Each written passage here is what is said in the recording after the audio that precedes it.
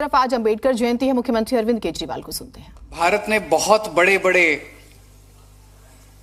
लोगों को जन्म दिया, लेकिन मैं समझता हूं कि बाबा साहब अंबेडकर शायद हमारे भारत इतिहास का सबसे बड़ा चमकता सितारा है। उनके जीवन को आप जितना पढ़ो उतना लगता है कि यार ये कैसे हो सकता है, ऐसा आदमी कैसे हो सकता है।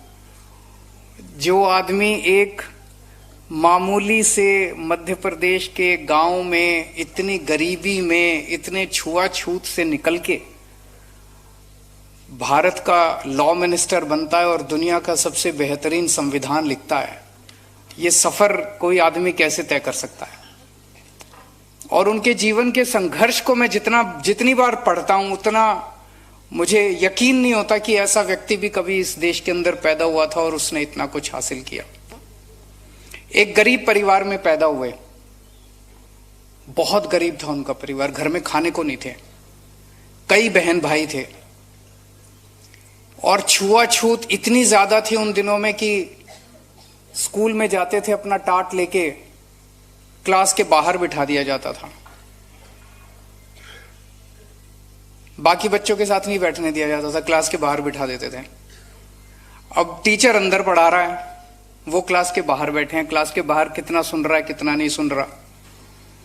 मैं समझता हूं आज का अगर माहौल होता तो माँ बाप कहते यार छोड़ पढ़ाई, कुछ काम धंधे में लग जा, बेकार में अपना टाइम क्यों खराब कर रहा है कि नहीं है।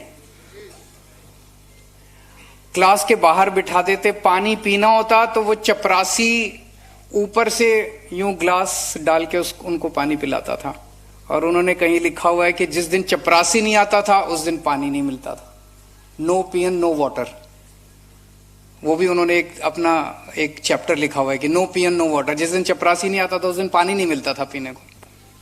पर वो पढ़ाई करते गए। मैं तो ताज्जुब होता है कि वो एक क्लास, नहीं तो अगर ऑर्डिनरी कोई आदमी होता तो वो तो पढ़ाई छोड़ छाड़ के और अपना किसी काम धंधे में लग जाता। और वहां से फिर वो बॉम्बे गए, बॉम्बे में एल्फिंस्टन स्कूल में गए, फिर कॉलेज में गए और 1913 में कोलंबिया यूनिवर्सिटी पहुंच गए। कोलंबिया यूनिवर्सिटी, मुझे नहीं पता अभी इस हॉल के अंदर कितने लोगों को पता है कि अमेरिका के अंदर एक बहुत बड़ी यूनिवर्सिटी है कोलंबिया यूनिवर्सिटी। आज के जमाने में तो इंटरनेट है, आप अभी गूगल मारोगे तो आपको पता चल जाएगा कि कोई कोलंबिया यूनिवर्सिटी भी है। उस जमाने में 1913 में मध्य प्रदेश के छोटे से गांव के गरीब लड़के को पता कैसे चला कि कोई कोलंबिया यूनिवर्सिटी है? उनको फॉर्म कहां से मिला? मैं तो यही ताज्जुब करता हूं, उनको फॉर्म किसने दे दिया? कहां से मंगाया उन्होंने फॉर्म? सोच के देखो आप। अभी तो पढ़ते हैं तो कहने को तो बड़ा आसान है, लेकिन उस बंदे को, उस बच्चे को पता कैसे चला 1913, मतलब 13 और 10, 23, 9, 22 साल की उम्र के अंदर, 22 साल की उम्र में उस लड़के को पता कैसे चला कि अमेरिका के अंदर कोई यूनिवर्सिटी है जिसका नाम है कोलंबिया यूनिवर्सिटी। वहां ऐसे फॉर्म भरते हैं, फॉर्म भर के एडमिशन लेते हैं, एडमिशन, उनको स्कॉलरशिप तो चलो मिल गया। वो कोलंबिया यूनिवर्सिटी पहुंच गए पढ़ने के लिए, वहां से उन्होंने पीएचडी करी और फिर 1915 में वो लंदन स्कूल ऑफ इकोनॉमिक्स पहुंच गए।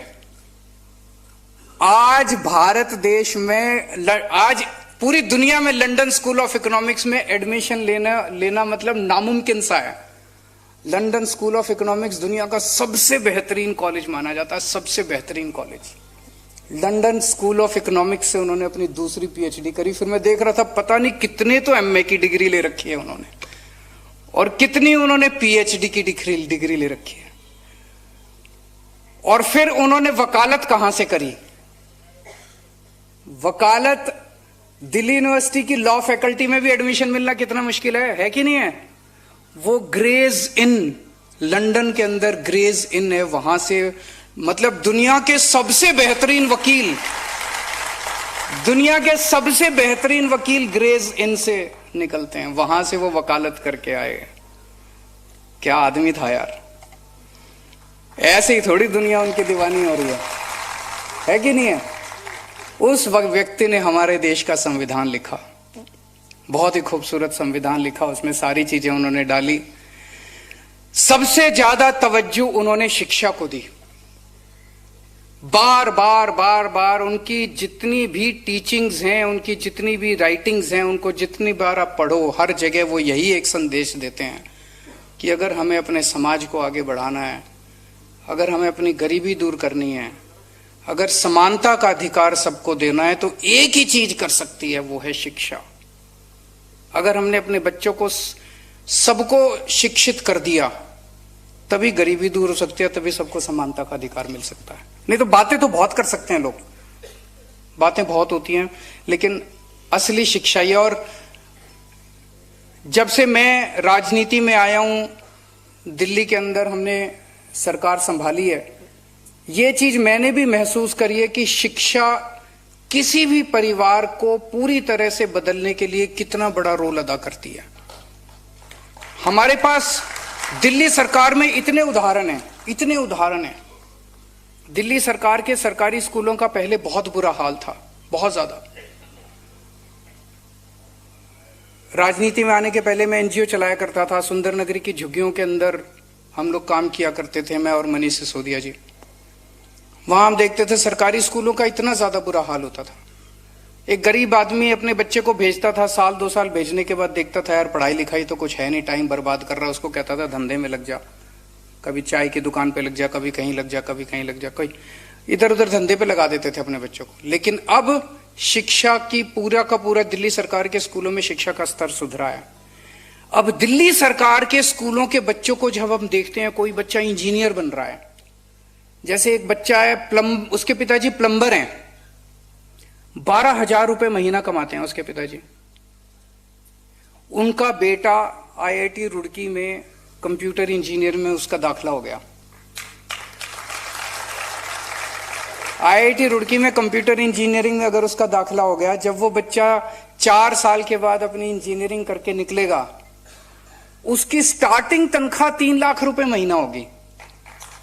स्टार्टिंग सैलरी 3 लाख रुपए महीना होगी। एक परिवार तो सुधर गया।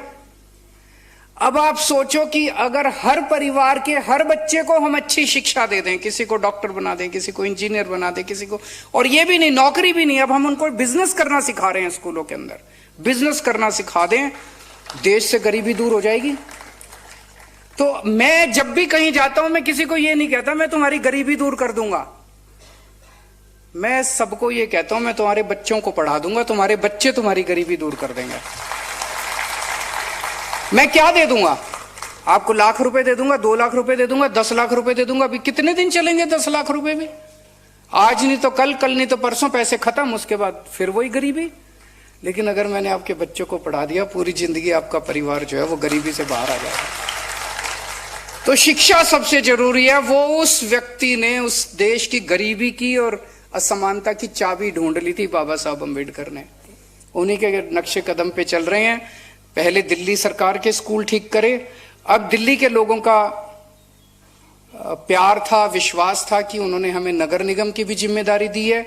अब नगर निगम के भी स्कूल ठीक करने अपने को, सारे नगर निगम के भी स्कूलों को अच्छा करेंगे। एक चीज मैंने देखी है, नगर निगम जो है वो आम आदमी की जिंदगी के हर छोटे से छोटे पहलू को टच करता है। तो दिल्ली सरकार से भी ज्यादा नगर निगम जो है वो लोगों की जिंदगी को छूता है। अब नगर निगम की जिम्मेदारी लोगों ने दी है, तो बहुत सारे काम करने हैं अपने को, लेकिन सबसे बड़ा काम करना है सफाई का। दिल्ली को साफ करना है, दिल्ली को चमकाना है, और वो सबको साथ लेके करना है।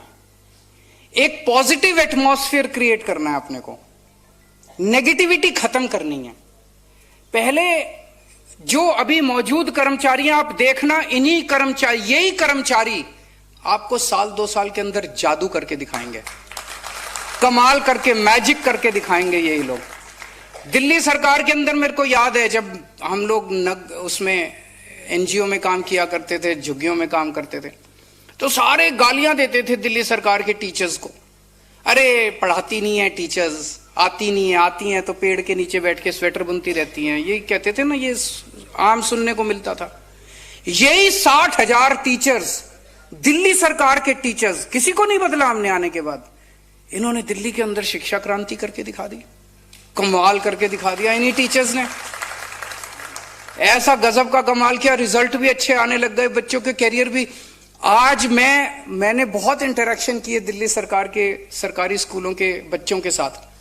जब मैं बच्चों से बात करता हूं ना, बच्चे स्कूल की तो तारीफ करते ही हैं, स्कूलों के अंदर इंफ्रास्ट्रक्चर बहुत अच्छा बना दिया, ये अच्छा कर दिया जी आपने, स्कूल की बिल्डिंग अच्छी। सबसे ज्यादा तारीफ दिल्ली सरकार के स्कूलों के बच्चे अपने टीचर्स की करते हैं। हमारी वो टीचर बड़ी अच्छी है सर, अपने टीचर्स की करते हैं। हमारी वो टीचर बड़ी अच्छी है सर, वो बहुत मेहनत करती है सर, वो वाली टीचर बड़ी अच्छी है सर, उसने बहुत अच्छा पढ़ाया सर, उसकी वजह से मेरे नंबर अच्छे आए सर, वो मेरे को एक्स्ट्रा क्लासेस। इतनी तारीफ करते हैं वही टीचर्स जिनको पहले समाज जो है वो हीन भावना से देखता था।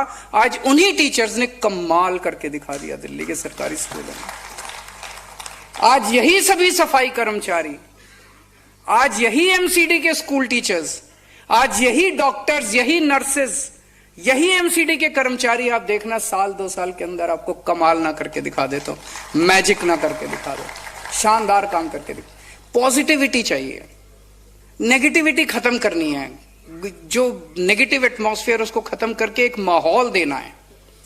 अंत पंत में तो सब इंसान है ना, हर इंसान के यहां दिल धड़कता है।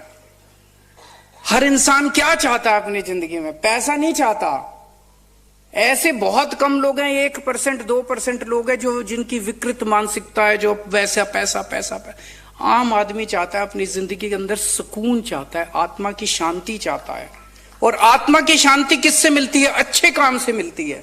अगर आपको अच्छा काम करने को मिल जाए, इससे बड़ी भगवान आपको कुछ दे नहीं सकता। अगर आपको ऐसा काम मिल जाए जिस काम के अंदर आपको जॉब सेटिस्फेक्शन मिलने लगे, वो माहौल अपने को क्रिएट करना है। तो आज इस मंच के जरिए मैं आप सब लोगों का, सभी एमसीडी के कर्मचारियों का और दिल्ली के 2 करोड़ लोगों का आह्वान करता हूं कि आपने ये जिम्मेदारी हमें दी है, सब मिलके, हम अकेले आम आदमी पार्टी वाले नहीं कर पाएंगे। हमें बीजेपी वालों की भी मदद चाहिए, कांग्रेस वालों की भी मदद चाहिए, सबकी मदद चाहिए, सारे जने मिलके करेंगे। और सबको साथ लेने के लिए एक हेल्दी कंपटीशन भी शुरू करेंगे। सौरभ भारद्वाज जी ने मुझे प्रस्ताव भेजा है कि हमें साल में एक मॉडल RWA अवार्ड स्थापित करना चाहिए। जो RWA अच्छा काम कर रही है, सारी RWAs के बीच में कंपटीशन कराया जाए और एक मॉडल RWA, एक बेस्ट पार्क का अवार्ड होना चाहिए। जो पार्क सबसे अच्छा, जो मेंटेन सबसे अच्छा, वो उसका पार्क का अवार्ड। बेस्ट सफाई कर्मचारी का अवार्ड, हर वार्ड में, अलग अलग वार्ड में, हर वार्ड में एक बेस्ट सफाई कर्मचारी, एक बेस्ट सैनिटरी इंस्पेक्टर और एक बेस्ट ASI का अवार्ड होना चाहिए। इस तरह के कई सारे अवार्ड्स इंस्टीट्यूट किए जाएंगे। आज मुझे बेहद खुशी है, मेरा पहला आज विजिट है सिविक सेंटर में। आज आप सब लोगों के बीच में आके मुझे बहुत खुशी हो रही है। अब आना जाना लगा रहा करेगा। Thank you so much.